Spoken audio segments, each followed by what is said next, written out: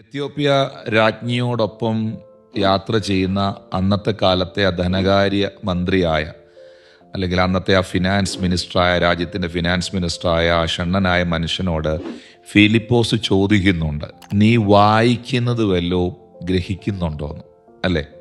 അപ്പോൾ ഉടനെ അതിനകത്തിരുന്നുകൊണ്ട് ഇവൻ പറഞ്ഞു കൊടുക്കുവാണ്, ഒരുത്തൻ പൊരുള് തിരിച്ചു തരാനില്ലായകയാൽ ഞാൻ ഇതെങ്ങനെ ഗ്രഹിക്കും. ഇപ്പോൾ ബൈബിളിൻ്റെ മാത്രമുള്ള ഒരു പ്രത്യേകതയാണ്, ബൈബിൾ വായിക്കുന്ന എല്ലാവർക്കും ഇത് അതുപോലെ അങ്ങ് മനസ്സിലാക്കാൻ പറ്റണമെന്നില്ല, എന്നാൽ മനസ്സിലാക്കാൻ പറ്റും. നമ്മളെ കാണുന്നവരോട് സ്നേഹത്തോടെ പറയാനുള്ളൊരു കാര്യം, ബൈബിൾ നിവർത്തി വെച്ചിട്ട് നിങ്ങൾ പ്രാർത്ഥിക്കേണ്ടതായൊരു പ്രാർത്ഥനയുണ്ട്. ദൈവത്തിൻ്റെ പരിശുദ്ധാത്മാവേ, അങ്ങയിലൂടെ അങ്ങയുടെ പ്രേരണയാൽ അങ്ങയുടെ നിയോഗത്താൽ എഴുതപ്പെട്ടതായ ഈ തിരുവെഴുത്തുകളെ, ഈ വചനങ്ങളെ അങ്ങ് തന്നെ എനിക്ക് മനസ്സിലാക്കി തരണമേ.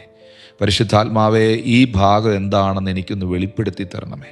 പരിശുദ്ധാത്മാവേ, നീ എന്നെ ഇത് പഠിപ്പിക്കണമേ എന്ന് ശരിക്കും ദൈവത്തിൻ്റെ ആത്മാവിനോട് നമ്മൾ പറഞ്ഞാൽ നമുക്ക് അതുവരെ മനസ്സിലാകാത്ത ചില കാര്യങ്ങൾ അതിനകത്ത് നമുക്ക് വെളിപ്പെട്ട് തരും.